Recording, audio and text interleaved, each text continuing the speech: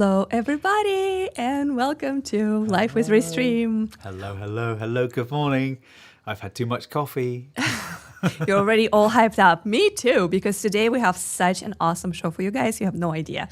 This is going to be packed with some practical advice on how to take your meetups and in-person events live based on our personal experience that Charles and I literally had this Monday when we took an event by Raycast, Cursor, and Marcel live on, I believe, a 48-hour notice. So we're going to show a bunch of behind the scenes, a few guides, a few personal stories, some really creative hacks that we had to take in order to make it all happen. And so this is going to be a really cool show. If you are streaming events and or hosting meetups and community events, this is the show for you. We will make sure we'll take all questions that you would like to ask. And for those who are new, we are the Livestream team. We are the platform that allows you to create beautiful videos in studio like this one, all virtual, all on the web, and send it to multiple social platforms at the same time, such as YouTube, Instagram, LinkedIn, Facebook, TikTok, Twitch, and many, many others. So today we're live on more than 18 channels because a bunch of our coworkers paired with us today, so they're broadcasting this event. And we're live in both horizontal and vertical format. So if you're watching us on mobile, let us know. I would like to see how many people are actually watching and chatting on the vertical versions of this show. My name is Anya. I'm Product Marketing Director at Livestream, and today with me is Charles, who is our Senior Video Producer. How are you? Hello, good morning. I'm really good. How are you doing? Very excited about today's conversation because this show is going to be not as structured as our typical demos because we will have a few tutorials and guides and like very practical examples, but this is mostly like a case study live show that we prepared for you today. And this is a new format for us. And I'm very excited. And if we love it, maybe we'll do more of like specific example of how you can achieve something with Livestream with the use case and with like real creator, real company that did that just recently. So that's what this is all about. And of course, let us know in the chat where in the world are you watching from, and maybe if you host meetups or community events, and if you ever considered taking them live, or just what kind of content do you stream. But most importantly, where are you from? What country? What city? We are continuing to grow our YouTube channel. A little housekeeping right here is that you need to subscribe to our YouTube channel if you have not already. There are two benefits to do that. Number one, it really helps us out because we want to grow to 100,000 followers by the end of this year, hopefully earlier. That is going to give us a little button. We'll be so happy. So if you're not following us yet, please do. If you're watching on other platforms, also give us that follow or like or share if this content is relevant to you and your community. And the second benefit of subscribing to Livestream is getting this fresh guides, live shows, Q&A sessions, demos, and updates right into your YouTube channel. If you're a subscriber, you get notifications, so you will never miss a show. And of course, thank you. All right, let's see what chat is doing. Ooh, oh my God, here we go. Chat is active. We see hey from Grant. Good evening, good morning, and good night from Reluctant Creators. Good to see you guys. Love the Cursor swag, says Romano. Oh yeah. Well, yeah. I can talk about that. My swag. I deliberately put that on. We will show you. I should be wearing my Livestream swag as well. I love those little ones. Yeah, definitely. But yeah, good call out. Cursor is going to be a character today. So we're going to show you a lot of behind the scenes and like people and how the event looked. It was really, really wonderful. And such a pleasure to produce and co-produce. Phil says, good afternoon. Is everyone listening as working on a new project? This is awesome. Linked. Liking the short sign. Thank you. I love my short sign. You can really see it well because we're covering. Let me move the chat on top of Charles for a second. But yes, I love my short sign. I'm bringing it back. Here we go. You can't escape this chat. It's a gift from YouTube Live. When we went to LiveCon, they gave it to us, and I'm super proud of it. And every time we even mention clips, I always have it on. So good call out. Oh man, LiveCon. That was another very short notice. Event another crazy thing we did. Absolutely. Alex Bichok is checking in. He says, I see we have some Cursor ambassador here. Yes, that's Charles, I assume. Is that bad? Should I take this off? Am I? No. It's very relevant to what we're talking about because I know it might not make sense right now, but I promise it will make sense in just 20 minutes. Greetings from Portland, Oregon. Holland here. That's wonderful. Fax NL. That's great. Where else, guys, are you from? Let us know. I live stream myself and use Restream. That's beautiful. Thanks for letting us know. And okay, rebranded into Creative Hacks. That's the way we can invoice for it. Reluctant creators, I see. I am from UK. Greetings from Fish Fam. I remember you guys. Fish Fam showed up on the stream that we did with Raycast. They were always there. I am from UK. It's at Anfield Road. I can't read that username, but Anfield Road tells me you're a Londoner. That's a long. Yeah, that's why it's probably an address. Yeah, absolutely. Well, sorry, I'm sorry. I'm glitching out. Anfield Road there's a soccer club there, and I'm now blanking. It's been too long. Anyway, moving on. It's been a long week. I know. It's been a long week, and it started here. This is the event that we just kind of stumbled upon. That was hosted by 3 really cool and hot tech companies, Raycast, Vercel, and Cursor. This is in person, basically a fireside chat talk, such as, like, you can imagine that. Like, we'll show a bunch of that in just a minute, but it's basically just the founders sitting together on chairs and talking shop, talking about the industry, the market, like the events and the new horizons of what like today's building and tech basically has to offer, right? Like, so very, very casual conversation, no slides, no presentations, just very kind of like chill, like very vibe talk type thing. The event took place in San Francisco, I believe somewhere in downtown, but correct me if I'm wrong, somewhere central, kind of right? North Beach. Beach, yep. Very cool. And the event was published on Luma, and of course, the founders and the participants advertised it and shared it on their X channels. So basically, the idea was to bring tech community and builders together and play with the tools, Raycast, Vercel, and Cursor. Hear from the founding team, hear from people who actually work on those products, exchange some feature feedbacks. Just typical tech community event. So here's what happened as we found out that this is going to take place, and that's going to take place, very fortunately for us, in San Francisco, where this guy is based, Charles, and that one, yeah. And this is a little of a backstory of like what was going on behind the scenes at Restream. So once I recognized that this event is happening, I thought about how we were working on some guides and tutorials for people who want to take their meetups and community events live using Restream, because Restream is a perfect tool to take anything in person and make it virtual, right? With Studio being so easy and so seamless. And of course, we have other tools that allow you to pre-promote your event and post-promote it with clips and repurposing of your content. So it all kind of comes together, how you can make a ton of content from your in-person event and also reach a lot more people than can physically fit into one room. So that was kind of on my mind already. And as we were looking for like examples and B-roll, it just all clicked. I was like, wait a minute. So Raycast is a wonderful company. They make great product, and they are already using Restream for their water cooler conversations. So it's kind of like a virtual event that they do once a month. It's like similar to what we do here. It's kind of like a little bit of demos, a little bit of talking about the market, like talk shop. And since they're already familiar with Restream and now they have this meetup, why don't we just go there and take them live?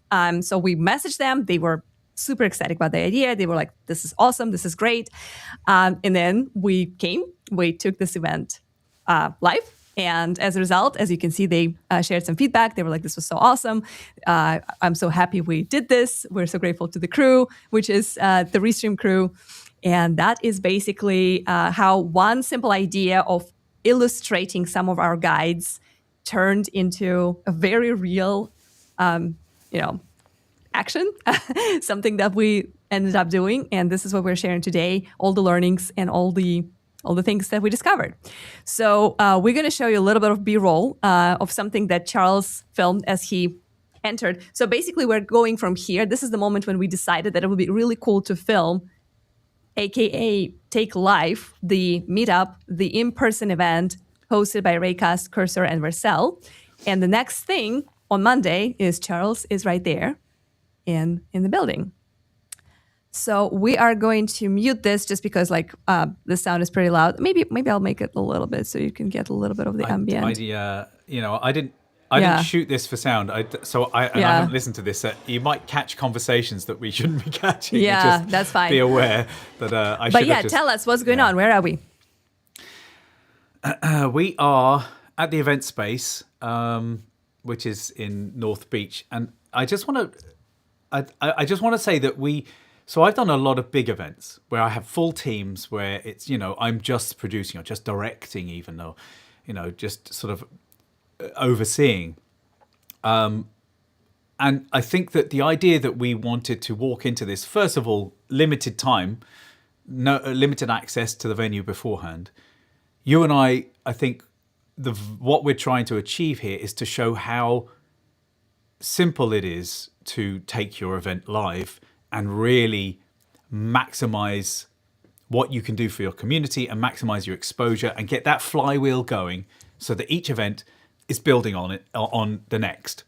And in order to do that, we want to make sure that this is actually very accessible to everybody. So you can hire an events company, have 10 cameras, full PA sound and mics and stuff. We wanted to show that it can be done just with one person and the things that they use at home. So in fact, Pedro came over to me. Pedro, who is he communities manager?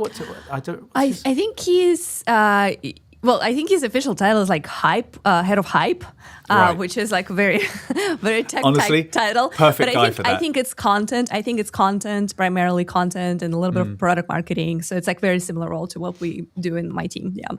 So he came over and he was like, "Oh, what are you doing here?" And he could see that I had a camera, capture card into a laptop, and some microphones, which we can talk about the sound in a minute. And he was like, "Oh, that's how I do it." And he was literally talking about how he does pieces to camera and films and now live streams at home, in his home studio. And I think that was the point that we were trying to make. Like, you can just take what you have and go and actually produce a live event. So what happened was I just turned up with a camera and some mics and a way of getting sound into the system. And I set up a studio.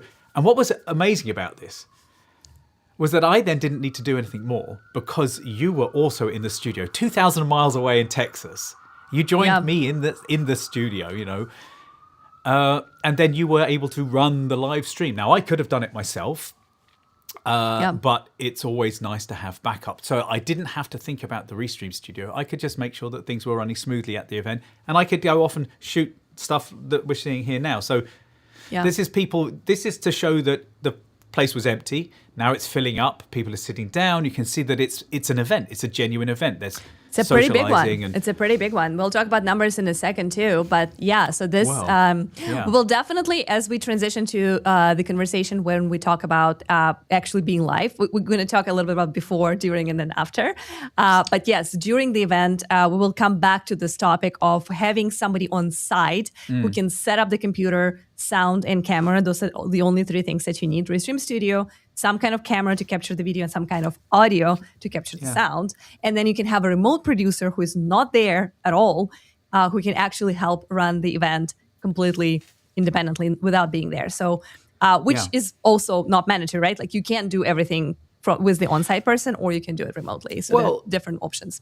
I mean, technically I could have done, but I don't know if I'd have been able to handle the chat and, and making sure everything was running smoothly. So as it is, you can see that I'm shooting B-roll and I'm setting up the live cameras. Like, I've done all of this. So there's me I'm literally filming myself, just literally a camera just pointing. Now, I love that. I love that moment when you just totally hey, that's all it is. Just the tripod. There is a tripod too. So as we come back to the gear. So let's talk a little bit about, so this is the event, and this is how we ended up taking it live. But let's talk a little bit about the before, right? So when we think about a meetup that you would create, you typically would choose something like Luma to create a little landing page where people can register for that event, for that meetup, for that tech community or any other community gathering, right? And what most people do is they simply take that landing page with that little graphic, an RSVP button, and take it to their major social channels, such as right here, Thomas, who is the founder of Raycast, is basically posting about it on X and saying, hey, we're hosting this event in San Francisco. If you're using our product, if you're interested in hearing this talk, RSVP and come. So that's basically something that most people do when they have an in-person type of meetup. And then they hope for the best, right? A lot of times, if you, like Thomas, have very large community in technology world, that is extremely effective, right? Like you're going to have a lot of people who will come in, lots of people that are following you. Of course, your team will repost and share, or maybe create their own posts about this event. Maybe some of your partners and some of your customers would also share it, right? Like so there is a little bit of opportunity to amplify that there, but that's basically where it ends for the overwhelming majority of people.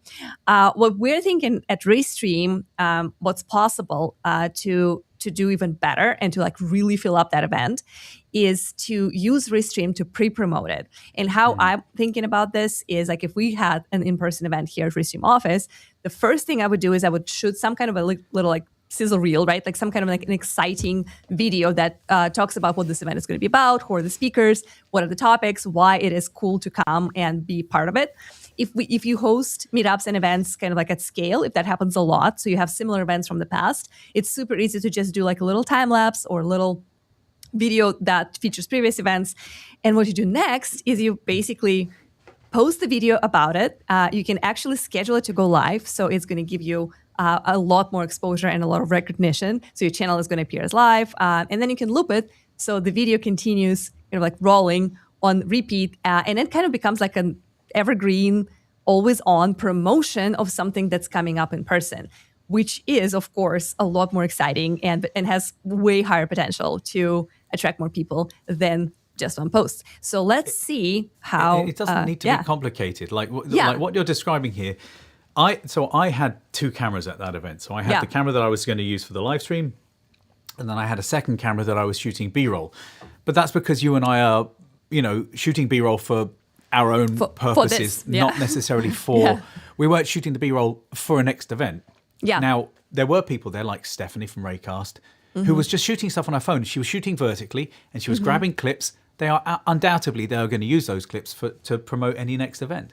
They're going to use them for social means. So it doesn't need to, you don't need to overthink it is the point. And also it can be photos. Like you could take photos and you can make videos using photos. Stitch them together. You can reach out to your community and say, hey, you can look at their Facebook pages, you can look at their LinkedIn or their X, and grab photos that other people have taken and videos that other people have taken to get that vibe and to build that pre-promotion. And I think that this, again, we sort of touched on the flywheel. This is very much a part of that flywheel and getting it going. And you can kick it off, as you say, by just doing something yourself, just filming yourself, a selfie. Yeah. Hey, we're coming to your town, Exactly. So it doesn't need to be overcomplicated. Absolutely. Then add some B-roll of that town, even like just like San Francisco B-roll, and like that's done. Like there's so many ways to simplify that. But let's see how. So we basically create a little guide on how you can pre-promote your in-person event. See how you build that out. Event promoters, did you know that live streaming your promo video, not just posting it, pushes you way further up the algorithm? Here's how to use Restream to fill up every event. Upload your video and schedule it to go live across your channels, YouTube, X, LinkedIn, Instagram, TikTok, whatever, all at once. Invite your speakers and partners to stream it on their channels too. And with that extra reach, registrations climb well before the doors open. Build momentum for every meetup with a platform as simple as a video call. Take your events live with Restream. Nice. So this is basically like a quick. You're moving. I'm going to move that. We'll get to chat. Don't worry. I see it. I see the question. I'm not looking at the chat. I was looking at the still of me. I hate seeing myself on the screen. Oh my God, that's okay. I'm not someone who's like, I don't want to see myself. It was just like seeing the videos of myself that I made. In that case, we absolutely have to bring up that question because LY48 9XO is asking Charles, are you single? So you're so you're so amazing that probably they would prefer if we kept the video of you. We will keep this. Let's reveal this in the end of the show, if you feel like. But yeah, I felt like this is. And this is not a single question. There are like a few like follow-ups on that one. So I think we owe to our audience to answer that one. But coming back to pre-promoting the event, like that is the flow that we recommend, and it's super easy to achieve. Just like I said, take any video that you already have. It could be previous event. It could be something that you record, communicating the value and the benefits of being there. It could be something about you arriving to the town where you're setting it up and just the B-roll of that city, all kinds of options, but sending them live versus just posting about them. Those meetups is going to give you a little extra boost. So eventually the event starts, right? Eventually you get into the room, you get the speakers, maybe they have some slides to share, maybe they just want to talk, which was the case here. And this is where Restream really comes in. It makes things super simple because, of course, the capacity of your event is limited by physical space, right? We happen to know some numbers that our friends from Raycast shared with us. They said that the room that you saw, that Charles was filming earlier in the B-roll, had the capacity of 120 people. So that's not a lot of people for, flying. Well, not all of those people flew in, but like Raycast are based in Europe primarily, right? Like, so they came in, and of course they teamed up with Cursor and Marcel. And 120 people is not a lot of people to actually participate and hear and ask questions and kind of like be part of this amazing event. Of course, they had a lot more people who wanted to come in. So their wait list on their event page was 600 people more. So that's a lot of people who didn't get in, right? Even though they really wanted to. So the question then becomes, if you're hosting this community event, like what do you do with those people? A lot of people end up just sending them a recording afterwards, which is a valid option. That's something you can do. But that still kind of like robs them from this experience of being there. It definitely doesn't allow them the opportunity to ask questions if this is that kind of like communication, Q&A, ask me anything type event. And still, if it's a recording, that's already happened. So it does give them that little like second class feeling. In addition to those people who were registered and on the wait list, there are also thousands and thousands of people who would never make it to San Francisco because they're based somewhere else, right? Because they have some other things that are happening that day. So what is the solution? If you bring in Restream and with a simple three element setup, right? Like you need camera, you need your laptop where you run the studio, and you need mic to get the sound in. Which we had a little bit of trouble in, and like a very creative solution, with which we will talk about later. You can take this event live and let thousands and hundreds of thousands of people to not only watch it, but also participate in it. What we have on this little screen shot of the event that we took from the actual event as we were producing it is the question that's asked from somebody on YouTube. The question was like, what are some features that your product team is secretly envy to each other? And the speakers happily took it, and it turned into like really exciting and vibrant conversation and discussion. So the person who watched on YouTube was able to not only watch the event that they couldn't have made in person, but also be part of it and actually drive the conversation. So I think this is super powerful and super exciting. Yeah, let's have a look at the walkthrough. But yeah, Charles, go ahead. A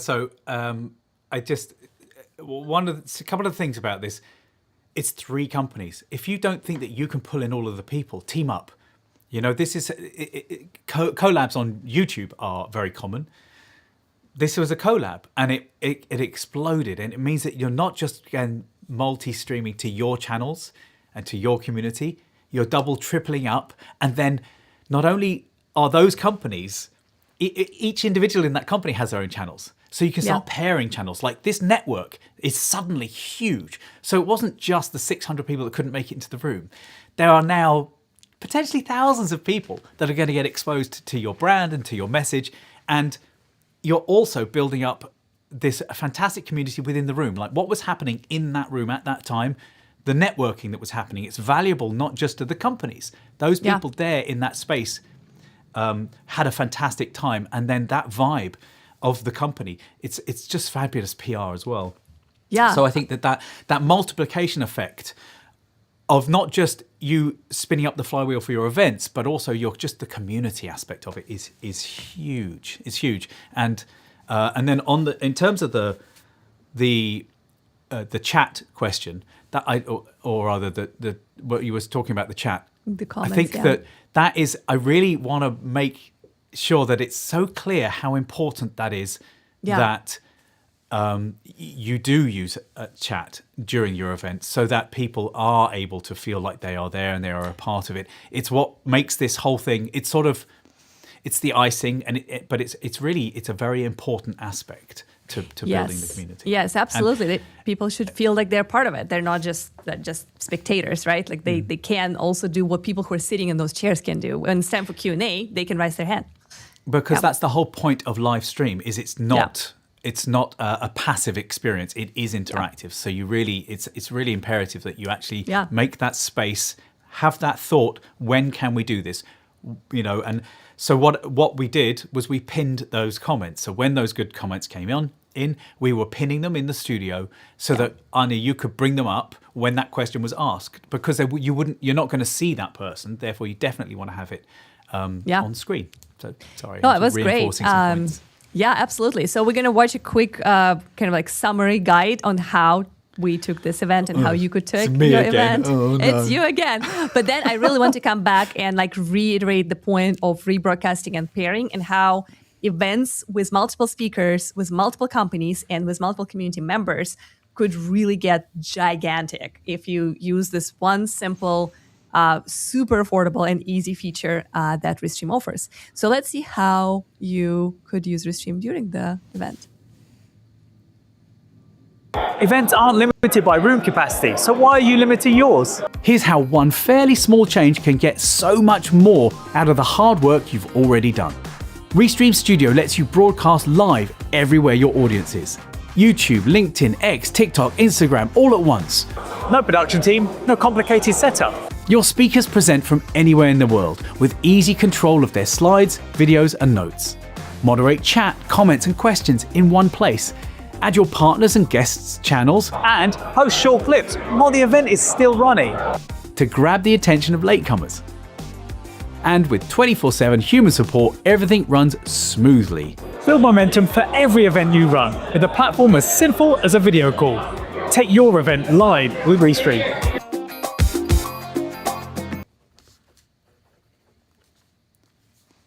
Good stuff. Okay. So I think that two things that I actually want to point out. First, I wanted to talk about how, and you mentioned that in the guide, rebroadcasting the event and sharing it between partners, teammates, people who are speakers, speaker individual channels, speakers company channels is the way to really, really amplify it. And if you're putting all this work into setting up this meetup, creating the space, renting the venue, booking speakers, getting catering, right? Like you're already putting all this effort in. You might as well take that content out and make it accessible to more people who are interested in what you do. But the last thing that you said, I cannot stress that enough. That the experience of taking this in-person event live is as easy as a video call is so true, because Restream Studio is not a crazy complicated TV station-like software, right? Like it does look and feel like Google Meets in a way, because you simply point the camera, you have to figure out the sound, which I really want to talk about in a second here. And then you could use a co-producer just to make sure that the virtual experience with the virtual attendees is exciting and vibrant. They get recognized, their questions getting picked up. Like one of the things that I was doing behind the scenes is like watching to make sure that all the feeds are live, that the sound is good. I did check the sound before we actually hit that go live button. So that is all very helpful. But in the end of the day, it's just the computer, camera, and microphones, and then the social channels that you want this event to be distributed on for just like 10x, 100x multiplier of what kind of attendance and what kind of viewership and reach you can get. Let's talk about mics. So we had a little issue there, and you had a very creative solution. I'll be honest with you, behind the scenes, this is me, by the way, in the moment of this. Like I took that selfie because I was all alone in the office. It was pretty late here. I felt like I'm on a spaceship. I think I sent this to my family, and they were like, "Are you on the spaceship?" Like, I know it does look like I'm on the spaceship, but this is me co-producing this event, and you shared that there was a little issue with sound. So, like, basically, the microphones were not. I shared that. Yeah. I think that's a very kind way of putting it. Yeah, there was a little bit moment of panic, which no event could exist without the moment of panic. But so the microphones that they were planning to use originally would not necessarily easily feed into a laptop. That was just the fact that we realized last minute. So what? How did it go, and what did we end up doing? Okay, so when doing any shoot, any event, you want to do a recce, which is a British military, or could be any military, a reconnaissance basically, which means going to the venue, looking at it. So you want to have a look to see whether there is Ethernet, because if you can get Ethernet, you're going to really, really want that. So you take a 200 meter, 200 feet Ethernet cable and you run it around the room so that you can plug into any outlet that they have. Because although this is going to work on Wi-Fi, when you've got a room full of 100 people all using the guest Wi-Fi, so and you can have your own hotspot and what have you, but an Ethernet cable, definitely take that. And so you need to ask about that at the venue. The other thing is power. Will your equipment work on battery alone? So you need a very long power cable. These are the really basic things. Yeah. Can you have a line of sight to whatever's happening from your camera? If you're using a phone, can you get that phone high enough? Can you just stick it in a mount and put it on a wall and then just have a cable to your computer? Or in fact, I believe that pretty certain you can actually do it wirelessly, but not ideal, but you can do it. And then there's sound. When you're doing an event like this, if you watch that video back, there is the sound of the event where everyone in the room is quiet and we have people using microphones. And then you've got the bits of me talking to the camera, and you can hear how noisy it is, and you can hear the noise suppression I've had to add to those videos. I actually want to go back and sweeten those because I'm hearing it now with fresh ears. It's not as good as I think it could be. I'm gonna go and sweeten that a bit more before we release those. So I wasn't able to do a recce on site and actually go and feel these things out. So we were having discussions in Slack as to what the sound situation would be. I made the mistake of assuming that there would be power. There wasn't. So that dictated where the camera was positioned. So I'm slightly off to the side. I knew that there would be people, and I don't mind that. I don't mind seeing people. I think it's a good shot, honestly. Like, I think it gives the vibe and like the understanding of the space. Like, it feels like you're sitting behind the first row, right? Like, which is kind of the intended feel that you want to give to your virtual audience. I could have got closer, but it would then impeded on the people in the event, and I didn't want the equipment to get knocked. If you were watching, you'll have seen that it actually moved slightly. I was on a large table and I put the tripod on the table. In fact, you can see it in the back of some of our B-roll. Yeah. And so there were people bumping, even though they were huge, there were people bumping. I've got camera stabilization on. I've done everything I can. So I think that really the key thing, though, is if people, like a shot like this, it's not perfect, but people are like, okay, yeah, I'm watching it and I can hear. If they can't hear, you're going to get tons of comments. It sounds no good. It sounds too low. It's too bit noisy. I can't hear. You're going to just get that constant. And honestly, at that point, I would consider abandoning. Now, I know that's a terrible thing to say, but sound is so key. Yeah. And so what happened here was they, like a lot of event spaces, have their own PA, public address system. So they can play music through it, which you need to be careful about any music you're putting out on the internet. They can play music, they can show videos, they can do all of this stuff. It's all integrated. There was no way of getting the sound from those microphones into my camera. Now, I did ask questions, and I was shown that there was a wall plate that had XLR connectors, which it said output. It had input and output. So my reasonable assumption was, okay, I can get the event sound straight out of the wall. And when I got there, it didn't work. So what am I going to do? Which happens at the events all the time. And when you are planning these things, you absolutely have to account for that. So when we were planning your arrival there, we had a backup plan in mind of miking people differently. So yes. So they had 4 mics on site, and they wanted to use all 4. because they had 3 guests and then they wanted to take questions from the audience. And I managed to get it so that one microphone got into my system and still worked in their system. But that was all. You can't run an event with just one microphone. Yeah. It really would have been impeding. So what did I do? I got my Bluetooth DJI mics. Those guys. And I took some gaffer tape and I stuck the microphones to their microphones. So if you look closely, you can just about see that. There is, in fact, a lump on the edge of that microphone. That is my mic, gaffer taped to the side of that microphone. So they had hilarious. 2 mics now, and it worked beautifully. The sound was absolutely top. And if you don't know this backstory, you would never figure out that was not like a sound that was like provided professionally by the venue. But this kind of ingenuity, I was so proud of the solution, not because it saved the day. Well, of course, because it saved the day, but also because of how elegant and simple it is. Because of course, there's always a solution if you have time to go and buy new microphones and like mic up the whole thing, like rebuild the whole system. But this was such an elegant and like truly in the moment solution that just did the job. And yes, there's a little bit of ugliness of the duct tape in there, but there's also just a great result. No, not at all. No one would know. No one would really know. The only problem is people put their hand on the top of it, but those mics are pretty good. I just want to let. Makes a great story. Yeah. You need to have contingency. You've got to think about these things beforehand. And the last thing I want to say on this, just before, while I remember, the event was started at 5:30. Technically, they started about 6:15. Yeah. I think events always tend to start a little later. That's fine. I was aiming to be ready at 5 o'clock. And I thought, okay, so I estimate it will take me an hour to set up if things go right.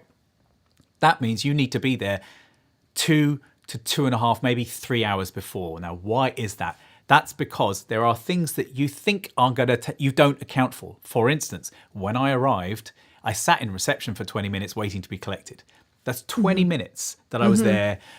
The person knew I was there. They were just, running around. It's an These event. are people it's that are event. busy doing their own things. They don't need to come and hold my hand. No, absolutely. It takes time to get your stuff get my camera out of the car, and to put it down in the reception. Tell the receptionist what I'm doing, who I am. Show my ID, sign in. These are all, everything adds up. And then you're like, you got to find power. You got to run cables. It's very, very simple. You just need more time. So I basically was ready about 30 minutes before we actually went live, and we went live at 6:15, and the event started at 5:30. I think was it? Yeah, so something like that. So I would say that was close, but then I am someone who says if you're on time, you're late. Like, yeah, I think it's very important with events, and I've filmed events before. In my previous life, before I became marketer at Restream, I was actually a journalist, and I was covering video gaming events on shows like GDC, E3, and things like that. So basically, filming the event was my job for the longest time. And there's always, I always think about this, like, yes, you always have to be super early because you need to give yourself time to solve whatever event and life is going to throw on you, because there's always going to be something. There's always going to be some delays. Everything takes 2 times more time than you think it does. And my favorite part was to always account for, okay, so there are things that you know are going to potentially happen, right? Like there will be delays, there will be a line, the person will be unavailable, there will be bad internet, there will be something that you already know. And then there's also things that you don't know, but they're still there.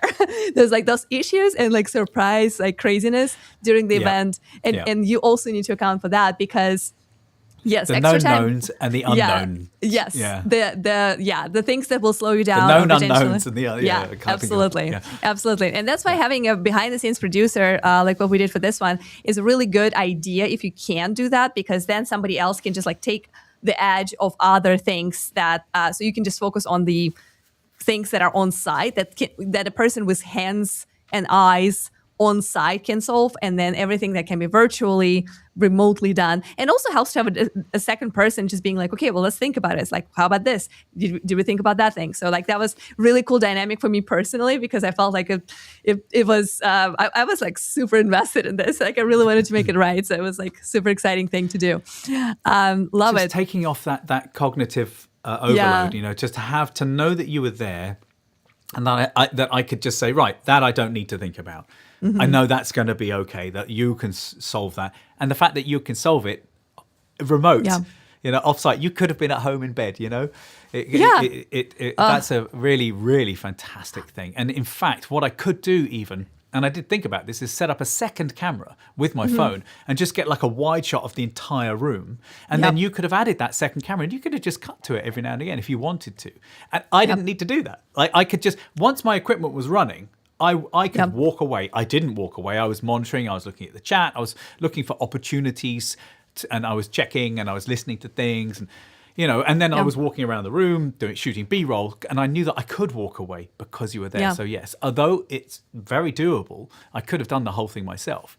It just, but having co-producer really helps. So that's how we did this. We are going to talk about what happens after the event and how you can repurpose and get a lot more mileage from that content from your in-person meetup or tech community event. But first, I want to turn to chat and look at a few questions because I know people are asking. And if you are hosting or considering to host a meetup, a tech event, a community gathering, a hackathon, a fireside chat, any kind of event that features a real in-person physical space, audience that is physically in the space, but you also want to take it live, this show is for you. This is what we're breaking down. If you have questions, even very, very specific questions, this is the best place to ask them because you have me who does the marketing and also Charles who does the actual video work on site. So we got you covered.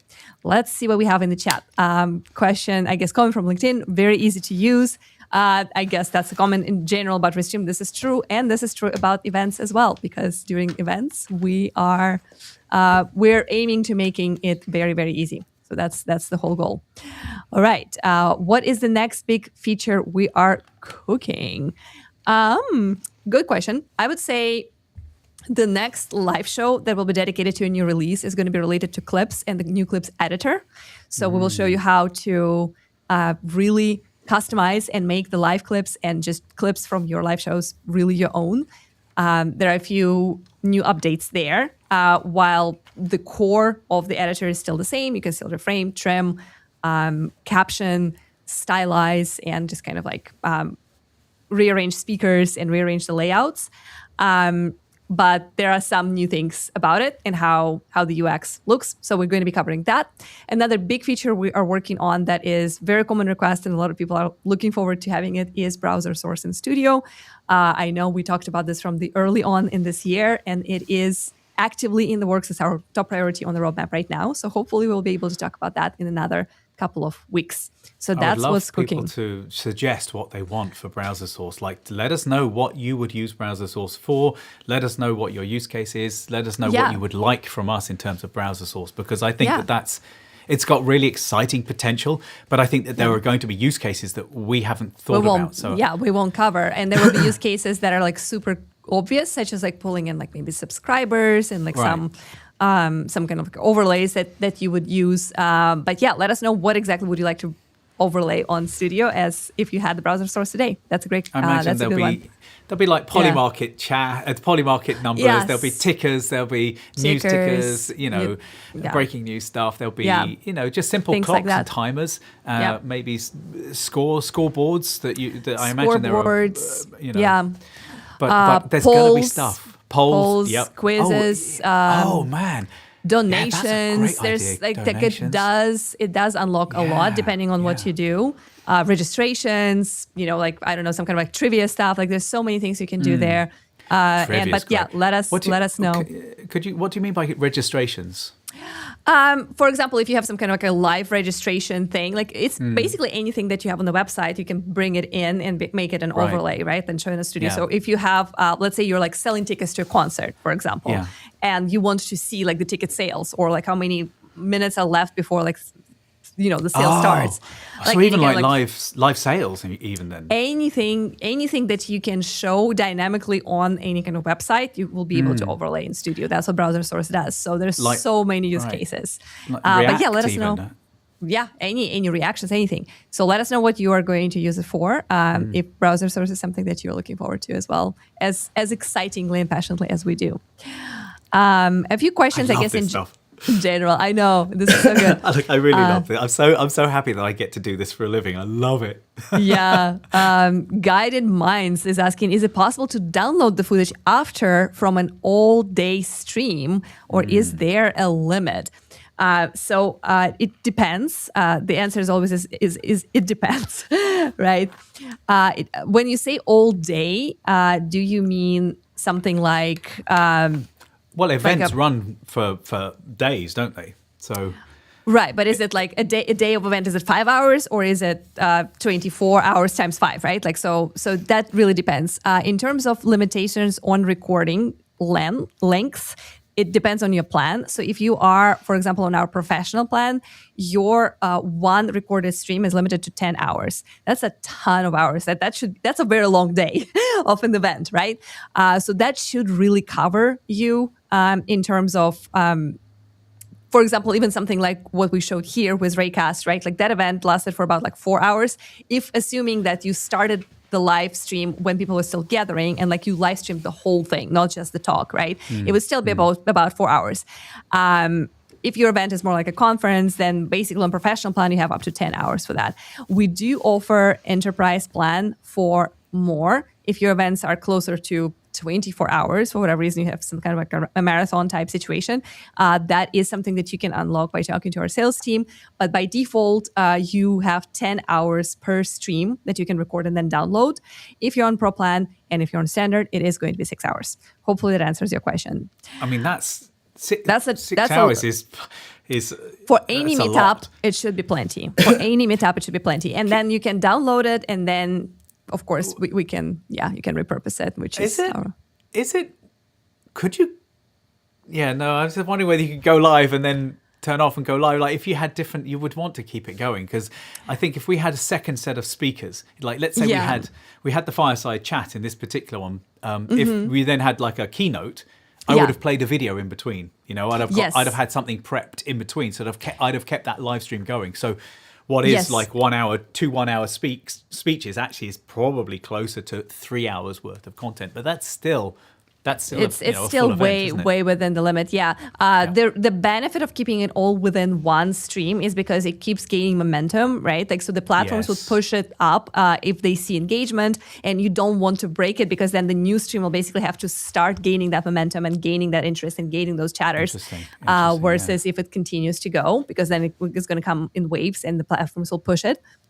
So there's benefits of keeping it longer.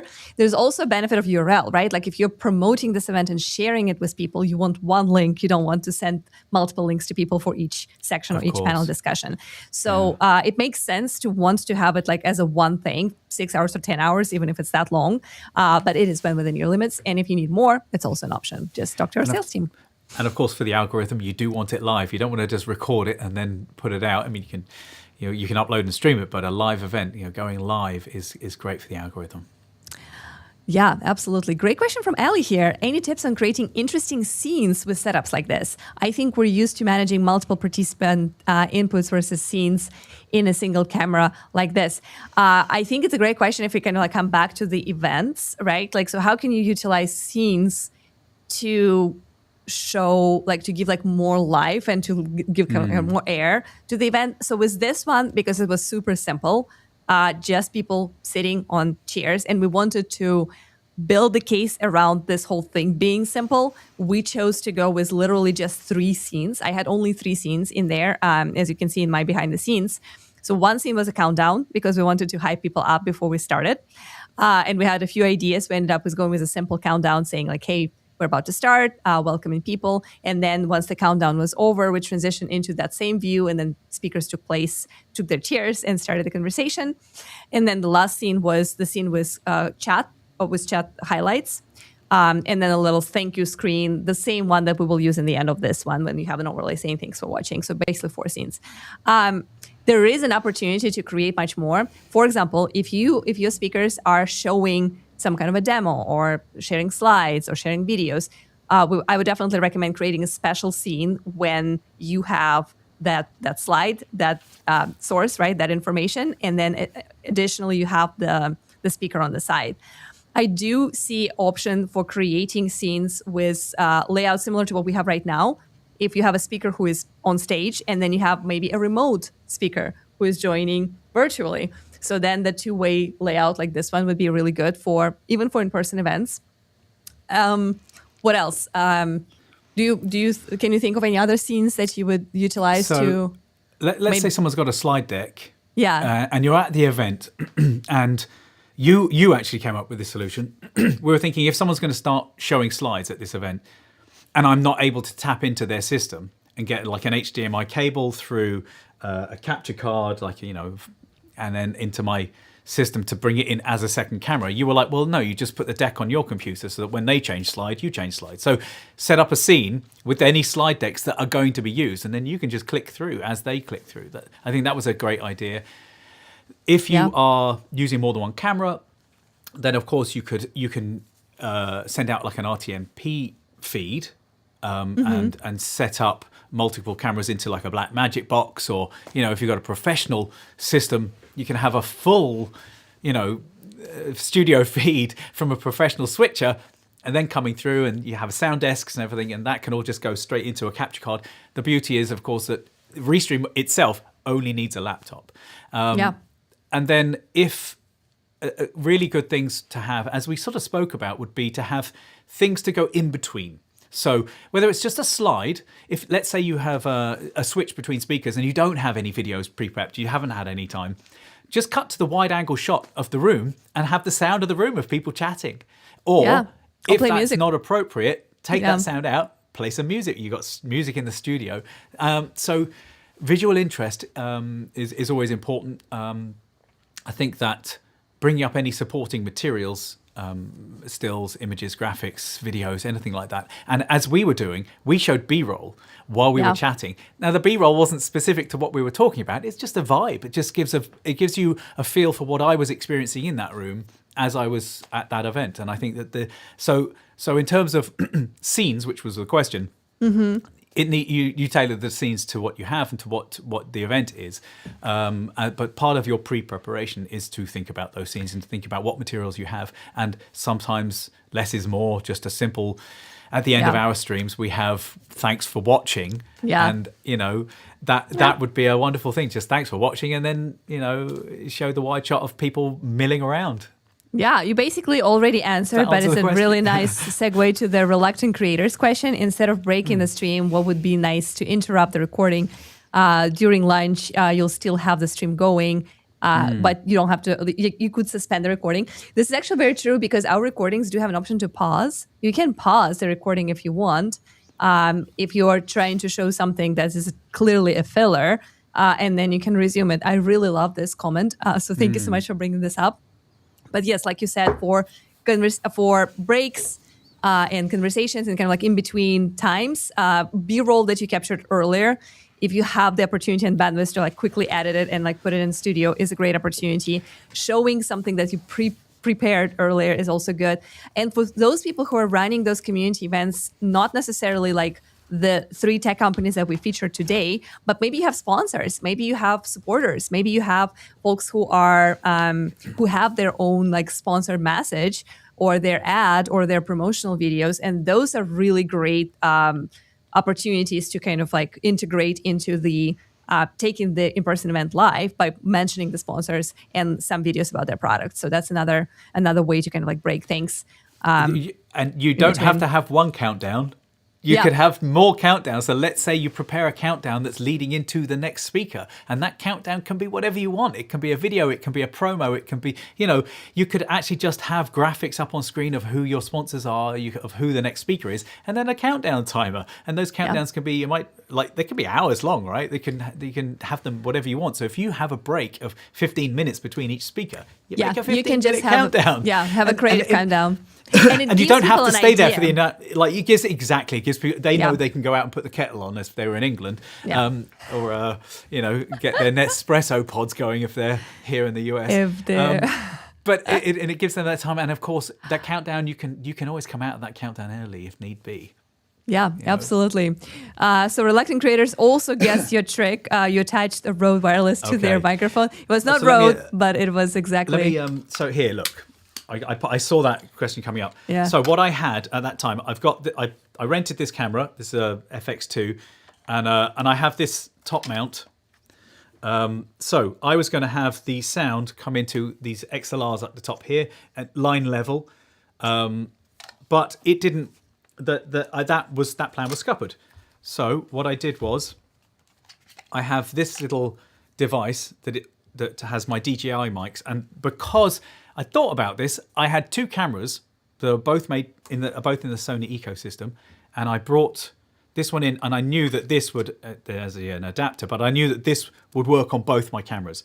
So I was able to take the DJI mic and literally just gaffer tape it to the microphone that I knew that they would be using in the room. So it transmitted wirelessly into my streaming camera, into here, and then the sound and the video were both in camera, and then that came out of an HDMI cable into my capture card, which went straight into the Restream Studio. The advantage of doing it camera and pictures together in the video and the sound together in the camera means that I know that they're in sync. If I had used an external audio capture card like my Focusrite, my Scarlett, and I'd used my Camlink for the video, there's a possibility that the two could get out of sync. Like, I worry about these things. It's not desperate, especially at that distance. It's not desperately critical, but I do the best I can. I always strive for the best. Sometimes you fall short. For instance, I fell short that I couldn't get the sound of that PA, but you start off with aiming for the best, and then as you get scuppered by things, you just go down and down and down until you get the next best, the solution that works. So there you go. So yes, I literally gaffer taped them, and these last for 6 hours or something. That is awesome. Yeah, we got there. We did it. We did it. It was quick and dirty, but honestly, the sound worked really well.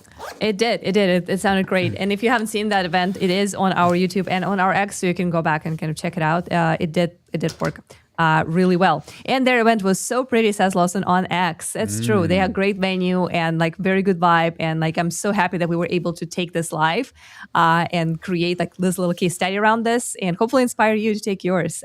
It is really, really nice. I see there are a few questions about chats. The only issue I have right now is I can't see vertical stream chats. That's something to check in with our support, because vertical stream chats should come through if you're talking about YouTube. There are limitations on vertical chats if you're talking about TikTok and Instagram, and that's not the vertical limitation. It's just the fact that those platforms do not yet have an API with third-party applications like Restream. So statistics, views, analytics, and chats simply do not come from those platforms back. The workaround is to have a separate tab, which is what I do. I actually have my Instagram tab open, and I'm looking at the comments there. So if you want to ask a question on Instagram, if you're watching us on Instagram right now, please type in a quick question. I'll check in a few minutes, and I can take it back. It's not there's someone in Singapore watching on Instagram. We've seen that. Was earlier. I've seen it, but it's we didn't get around to it. Yeah. So that's one way to do it. As soon as those platforms open up chats for us, we will immediately bring them into multi-chat. But the vertical chats from YouTube should be coming through. And if they don't, please talk to our support. They'll take care of it for you. And a few more questions on. So there's another question. I have been a user of Restream for 3 years, experiencing live chat issues. Is there a way of getting help to before you start the event? This is a very valid question, and it's actually very connected to what we're talking about. Of course, if you are taking your event virtually, you want to make sure that the virtual experience is also good, right? So the people who are in the room and the people who are watching feel kind of the same, right?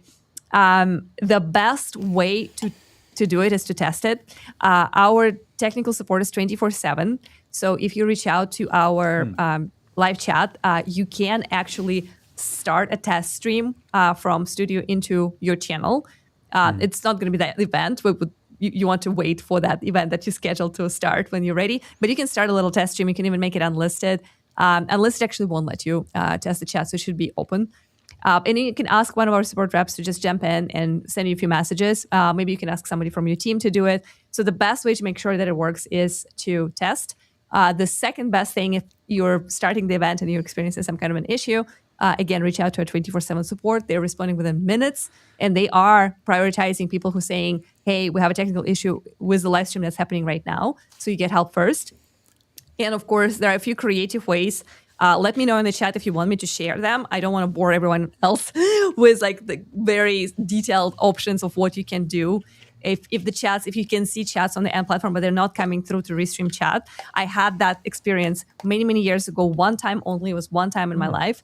But I did find a workaround of basically copying them and creating captions out of all those chats and basically showing them as captions. That was my workaround. It's a lot of work. It's not ideal, especially if your chat is very busy.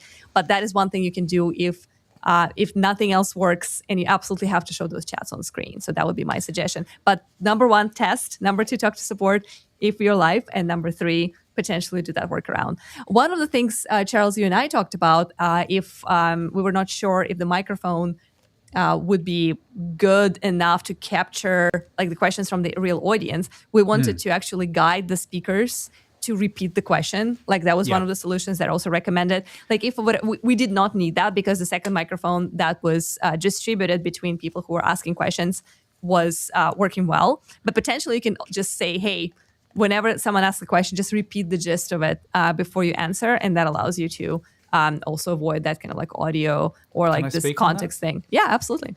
So first of all, do contact support for anything. They are amazing. They are the reason I'm here. Is that the support was so phenomenal at the events and the live streams and the podcast recordings and live recordings that I was doing. I fell in love with Restream because actually I liked the product, but I loved the support. So do reach out. They will go live with you and test everything. So I just want to really reiterate that. They are incredible. Shout out Grant and Co and Ellie and all these wonderful people.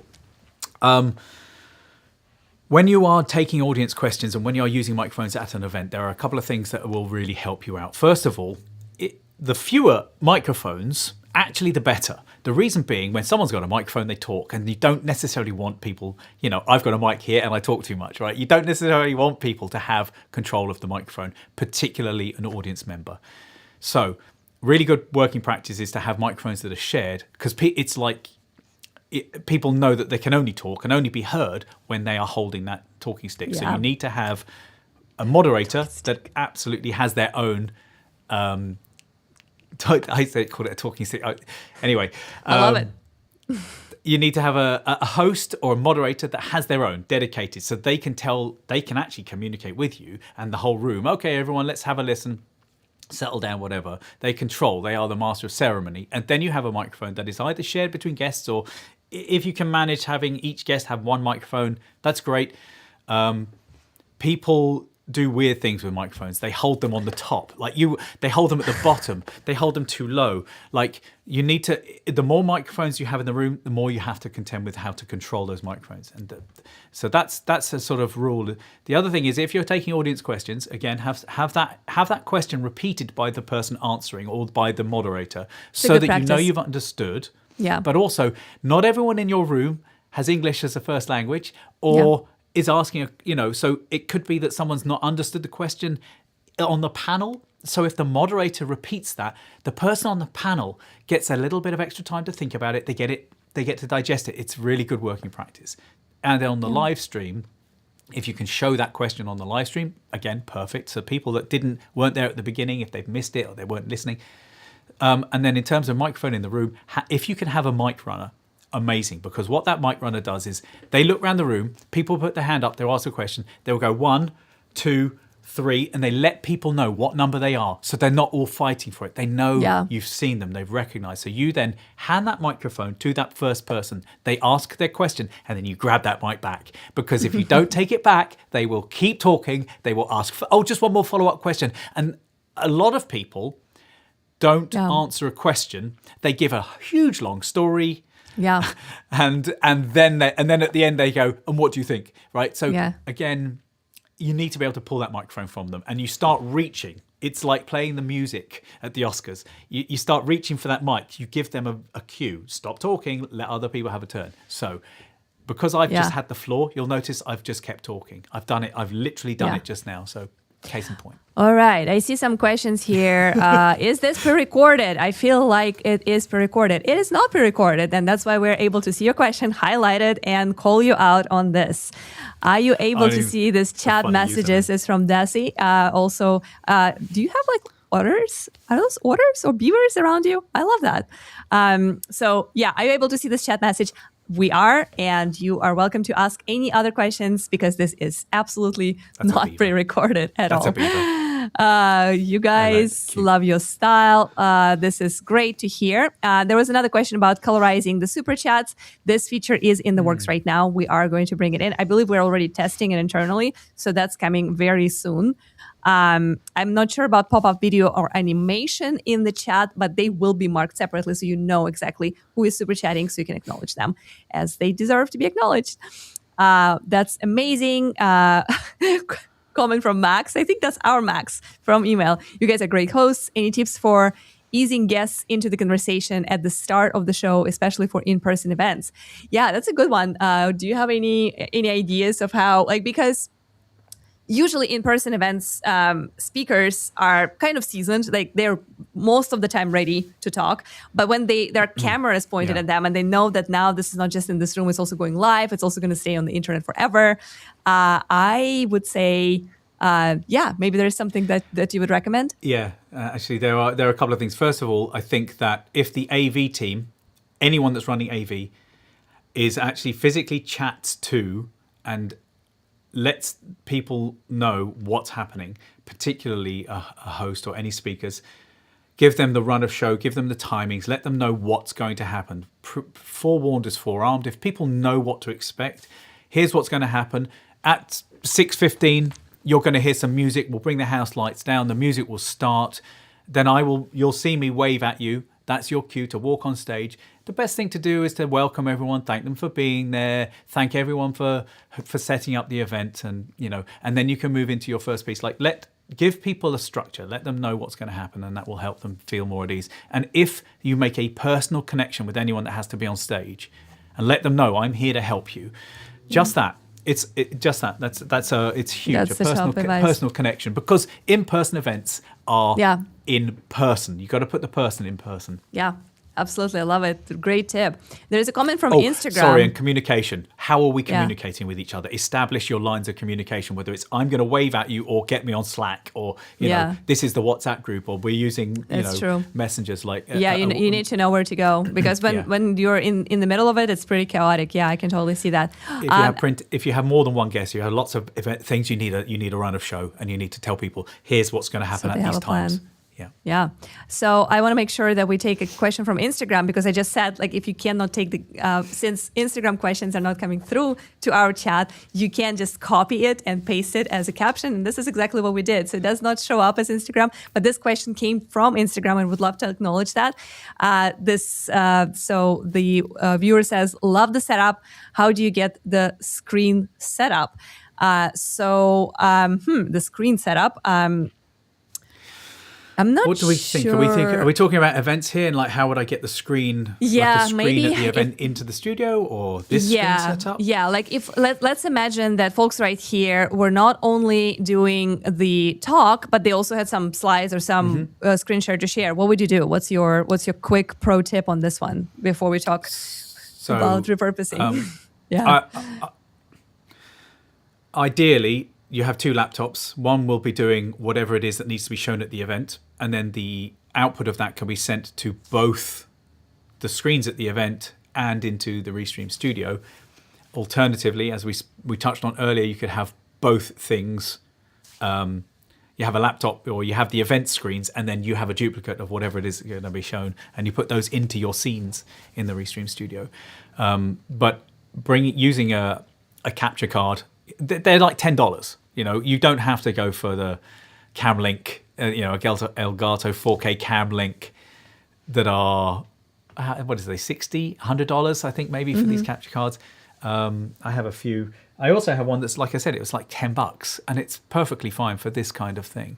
And the colors aren't quite as accurate, but for something like sharing a deck, so that would just come in. You just press E in the studio, and it will give you the option to bring a second camera in, and then you can just bring that up, and it would come up exactly the way that we have that there. Yeah, absolutely. Does that answer the question, you think? Yeah, I think so. Yeah, absolutely. I think I'm going to take one more quick question here, and then we will talk about repurposing. What if I want to get multiple cameras for in-person events? Yeah. So when we talk about like multiple camera system, again, we would encourage you to keep it simple. But the second camera is an option. Charles, do you want to break this down? Yeah, absolutely. I think for this event, if I was to do it again, I would have camera A would be the wide that we have here, and then camera B would be one that I would physically move around and zoom in, and I would get individual people as someone spoke. And then I would have two scenes. Scene 1 would be wide, scene 2 would be the close-up, and I would just cut, between those two scenes with the up and down arrows.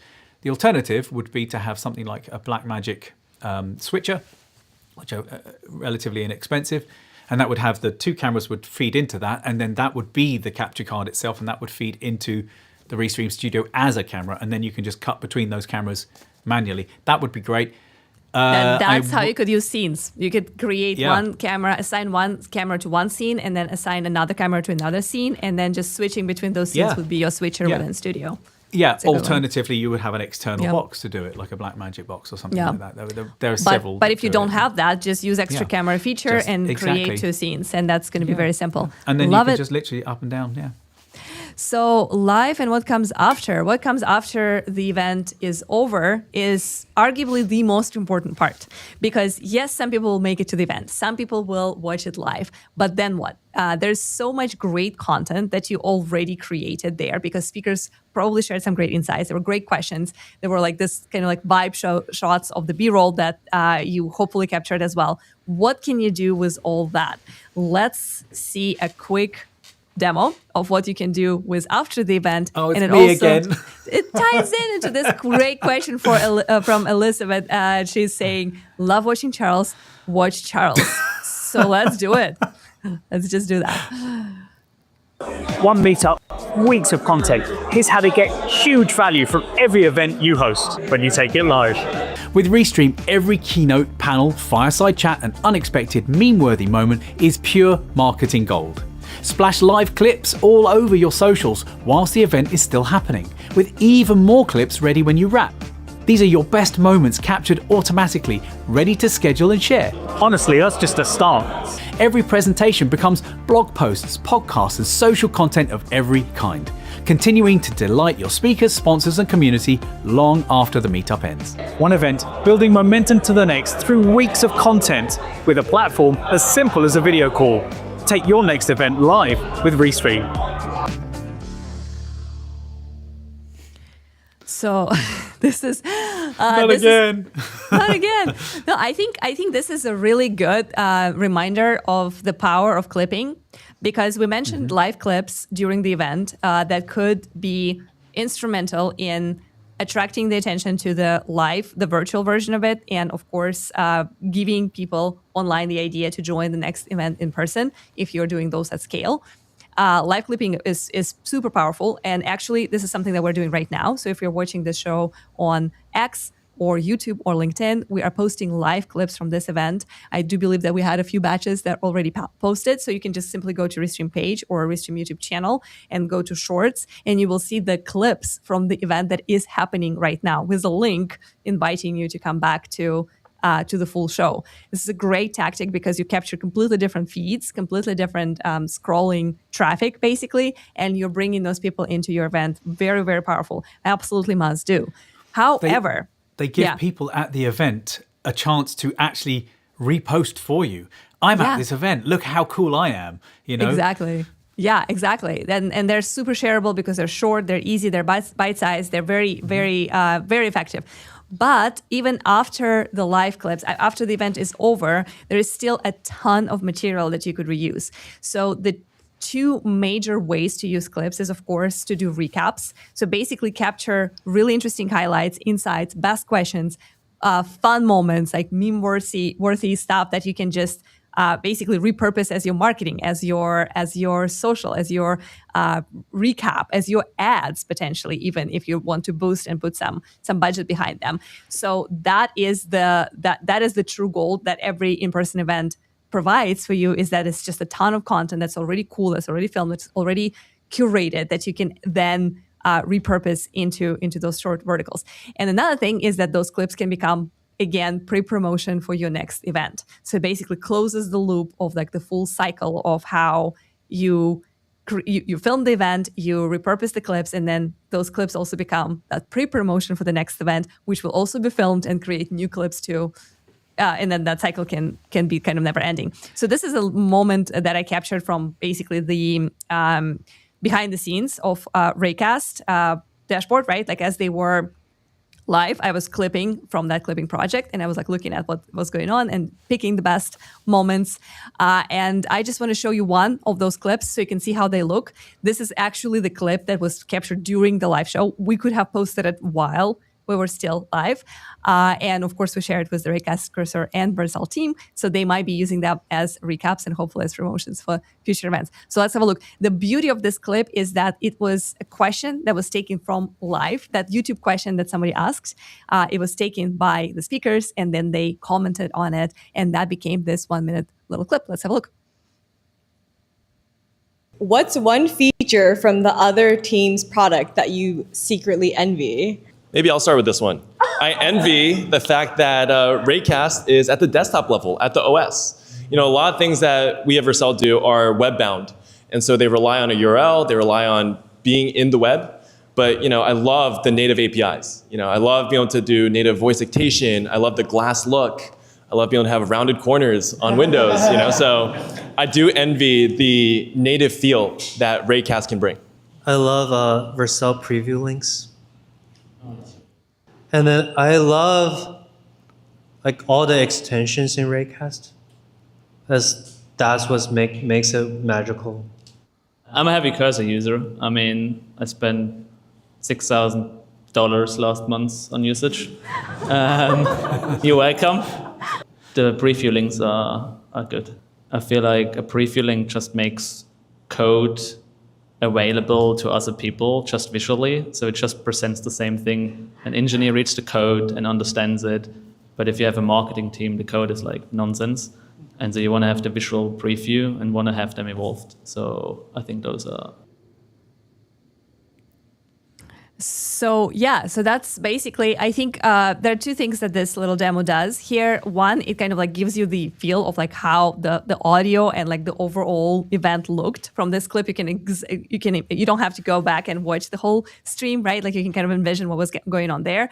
The second thing that I love about this clip is that it basically gave some air and space to all of the speakers. And with Restream Clips Reframe, you can actually very easily move your framing. And even if speakers are kind of like in wide shot like we had there, you can focus on specific speaker whenever they talk. The third thing I like about this is that it was answering the question that came from live chat, right? Like, so this was including the virtual audience into the conversation and actually driving what the speakers were saying. So another powerful moment for doing event in person and virtual, like a hybrid event at the same time. And you can see that this piece, this is actually one of the longest clips that we have. A lot of clips that we ended up cutting are like 30, maybe 35 seconds. So they're a lot like smaller. This is kind of like on the longer side of things. But it does give you like this really cool insight, like what the people are talking about. And it's super shareable. It's super shareable for all three speakers, for all three companies, and potentially a lot of people who were in the audience, including the person who asked that question, right? So there's so much virality potential there, and this kind of clips get cut automatically. So that is the beauty of it all. I mean, all three companies are being represented there within, and it's showing how, you know, in businesses you talk about dog fooding, using your own product as we are doing right now. Yeah. They're talking about using each other's product. It's a fabulous clip. It's a great clip. And that would not have come about, these people praising each other and these people interacting in that way wouldn't have come about without an event, a live event, for them to actually express that gratitude and that experience with each other. And I think then that's such a great moment that also would have been lost had it not been live streamed.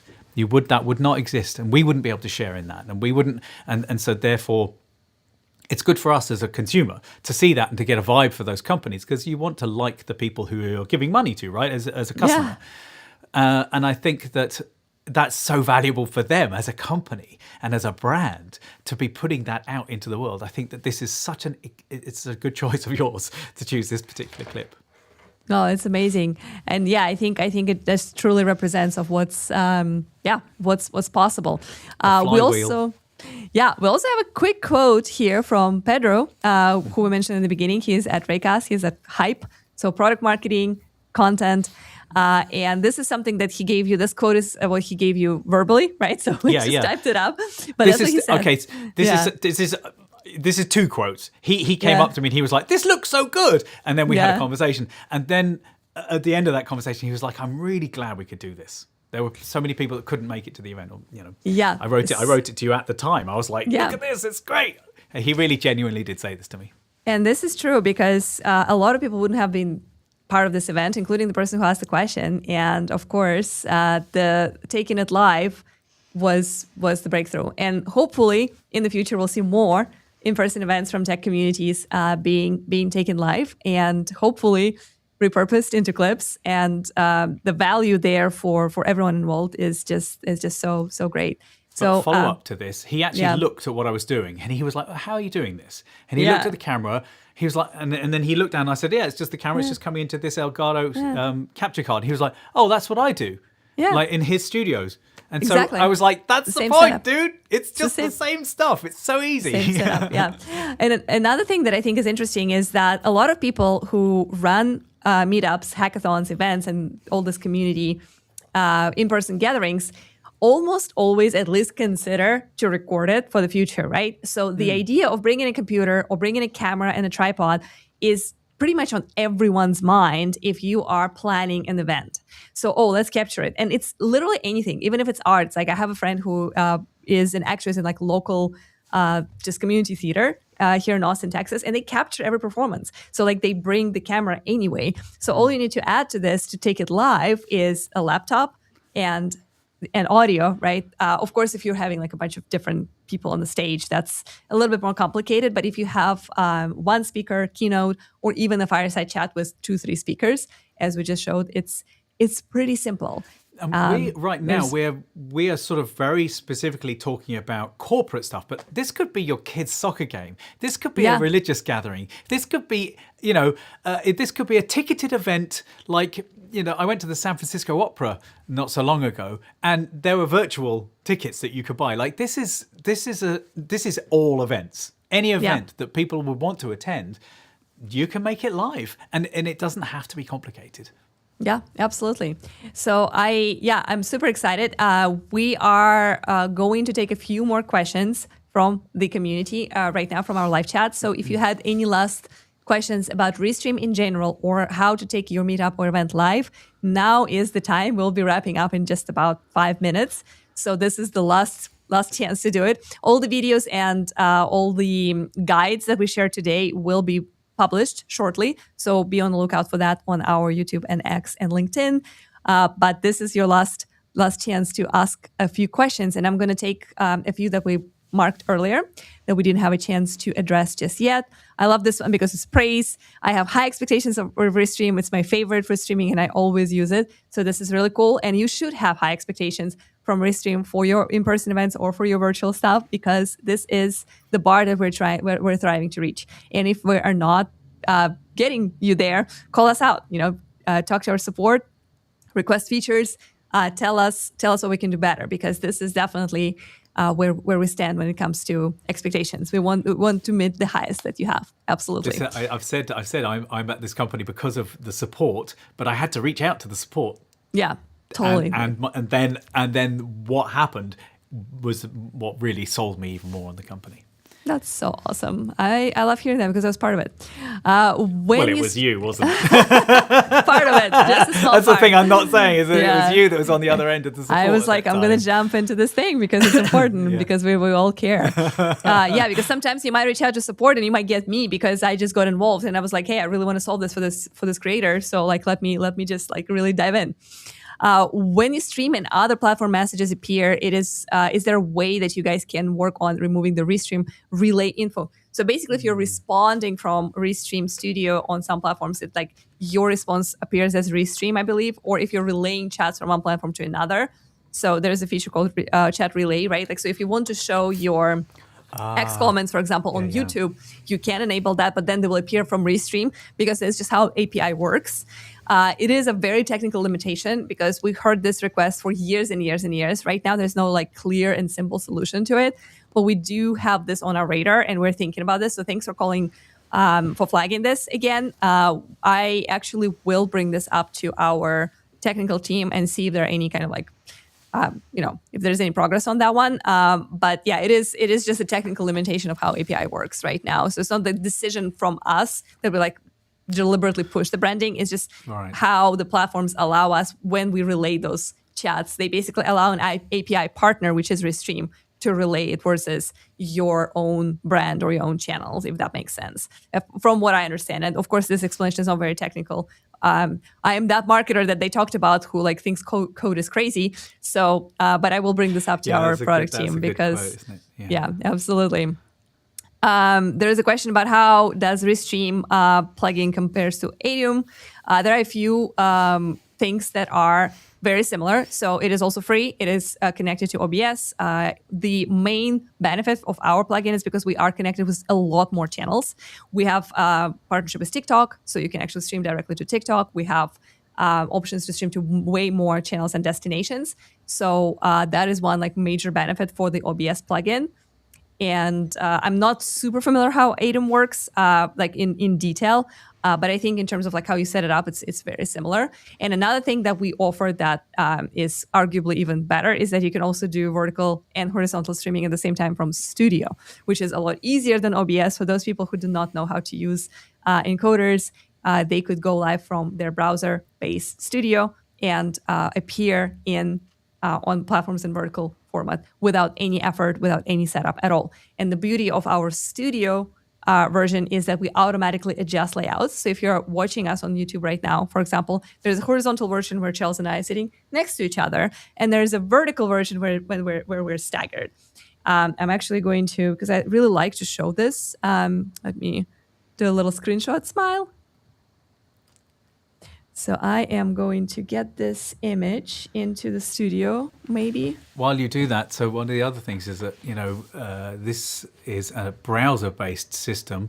Therefore, it's lighter weight on your system, and you're only sending one stream. One stream is going up to the cloud per se, and then it's being disseminated from there to all of your platforms rather than you sending individual streams. So it's not as just lighter on your system, your internal processing on your system, it's lighter on your bandwidth.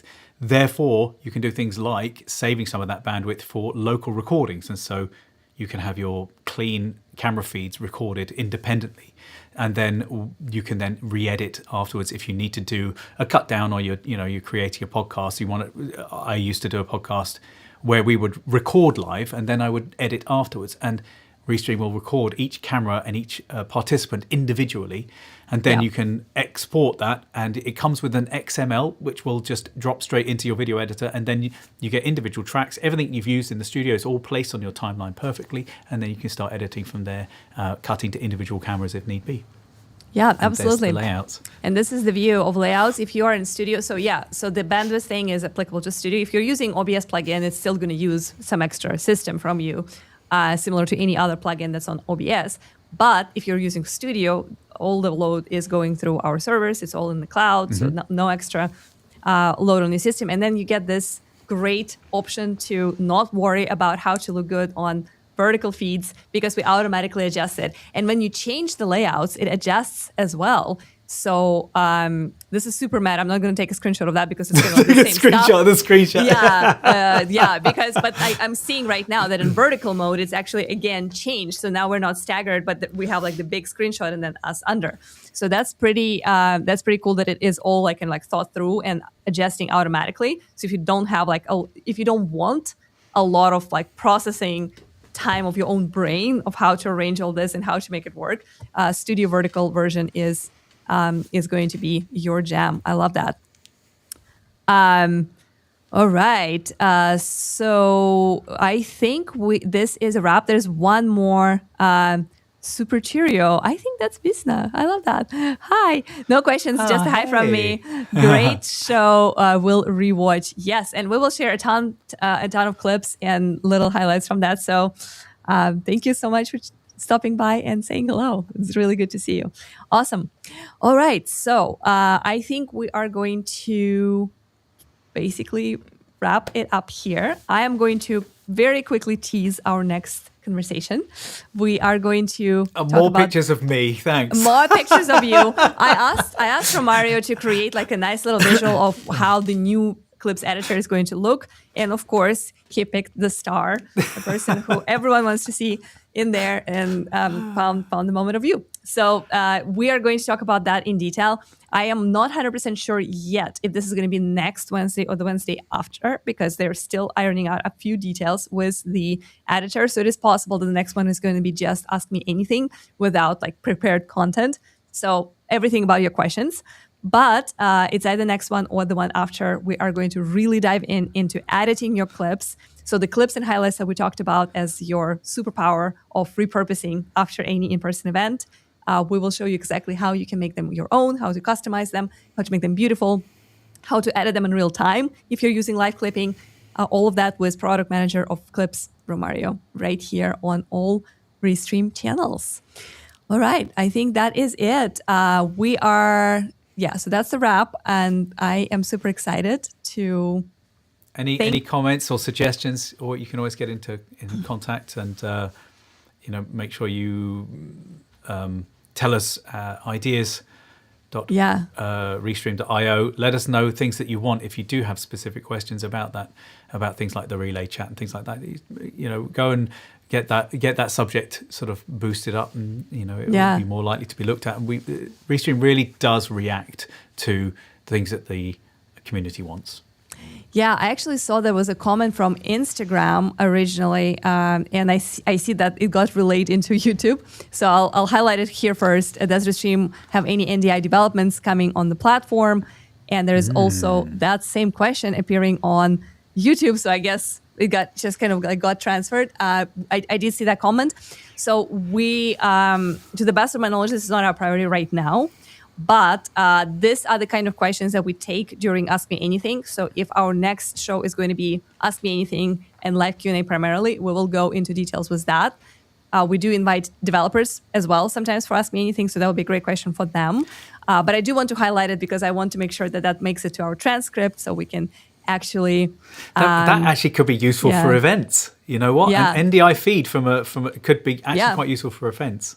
It could be, yeah. Like it's always something that we're looking into, and I would say one other place where what I would recommend going is ideas.restream.io. I'm just going to show it here. It's a very simple thing to type up. This is our feature and feedback collection space. Our product team looks there every single day. Marketing team looks there every single day to figure out like what we can talk about more, because sometimes we get ideas about things that already exist. And to me, as a marketer, that signals that we just don't promote it enough.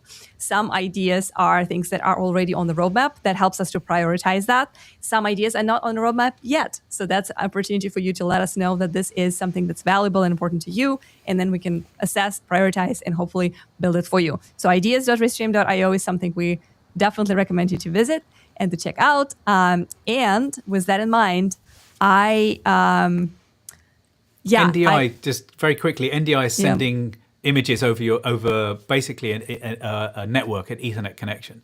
Yeah. Therefore, what you could do at an event is you could have an NDI virtual camera capturing the screen of someone that's presenting, and then bring that as an extra camera into your Restream studio. So that actually, I might look at seeing how stable that is. That's a pretty good idea. So many comments, of course, as we want to wrap up, and I cannot make myself not acknowledge them. This is one of the problems with live show. Phil Sledge is checking in and saying, are you looking forward to the news about creators live streaming on X? I know that there's more updates that are coming on X Live, and we are really looking forward to that. Absolutely, because X is one of the platforms that we are partnering with, and that's where we actually have a really, really good and solid integration. As you can see, the comments from X are coming through. The stats are coming through, so you can see your results in analytics. So everything that they're building right now to improve the experiences is extremely exciting for us, and we cannot wait to work with the X team to bring this into Restream. And then another little sanity check on, is this really live, from Tweety This. It is, and that's why you are on the screen. Love that. All right. When streaming with Restream, and yeah. And I think there's also a request to let us turn off video previews. It kind of depends on what exactly you're talking about, like where the video previews that you want to turn off. Then let us know. Again, ideas is a good place to do that. And also our live support. If there's something in particular that you're seeing in your setup, you can reach out to them, and maybe there's a way to turn it off. I'm just not sure which exact video preview are you talking about, because if it's in Studio, or if it's in Encoder, if you're seeing it in OBS, if you're seeing it, if you're talking about the preview that is between. I'm still here. Yeah. Like my video's gone, if that's what they mean. Oh, okay. Maybe that's the video preview, like the preview. But preview to me is like something that is before it goes live, right? Like something that you see there. So yeah, just clarify that, and we will be happy to look into that. And Tweety This is like, oh snap, your guys sound amazing, and this video looks amazing as well. So yeah, yes, as you can see, it is live, and we're acknowledging as many comments as we can. Good stuff. All right. It's browser-based. Like, you're getting really great quality out of a browser-based studio. It really is fantastic. Just laptop, camera, and good mic is all you need. All right. Thank you so much for hanging out with us today. Big thanks for the whole Restream team that made this whole thing possible. Like, streaming this event was easy because our developers and product folks created a great studio. And that's what we recommend everyone else uses if you're taking your live stream event, your in-person event live. Thank you very much for Grant. He was our moderator today on YouTube and helped answer questions that we couldn't take. There's always more questions that we can answer, but we really appreciate every single person who chose to spend this time with us, ask questions, provide feedback, share anything that you guys experience with Restream is super important to us. We're live here every single Wednesday. So if you are you have more questions about Restream, definitely be sure to subscribe and like this show, because then you will get notifications whenever we go live, and you can ask us more questions because your questions drive our content. But things that you ask sometimes become a whole episode of the next show, and we definitely try to take as many questions as we can. So that's awesome. But our moderators are there and trying to answer and point you out to some resources that we have. So Grant on moderation, Becca is our co-producer today. She was behind the scenes, bringing in comments, starting chats, and making sure that we look like $1 million every time we go live. And of course, Romario and his team were on live clipping. They were making sure that we post the best clips live while we're still here. So if you haven't seen our live clips yet, check them out. If you're not using live clips, then you should, because they really give you additional views. And one of our recent updates to Restream Analytics actually shows you the views that come from live clips. So that's another cool way to see how you perform. And live clipping views are now part of your overall kind of like results and outcomes of your reach. And of course, big thanks to my favorite co-host, Charles. Overly chatty Charles. You did a great job, as ever. Well done. You did a great job. You did a great job filming the event. You did a great job networking with our friends from Raycast and new friends from Marcel and Cursor. You really, we got so much praise because of you, that the event looked great, that the stream looked great, that the clips are great. So this is literally all you. So it's a big round of applause for Charles. No, it's not all me. Absolutely not. Like Not the whole all, point but of it's this a is big- that the studio makes it seamless, and It's a big part. having you there, it was no. You were Having this is a definitely good improved. producer. I'm Although I not. am a little tired, which is why I'm guzzling coffee and getting hyper because it's as Romario wrote and said it's only Wednesday. Yeah, it is only Wednesday, but believe me, it feels like Friday afternoon right now. Yeah, that's awesome. That's been a long week, but we're so happy we were able to bring this content to you. So stay tuned for that and ask us more questions. People are saying, great job, Charles. And I could not agree more.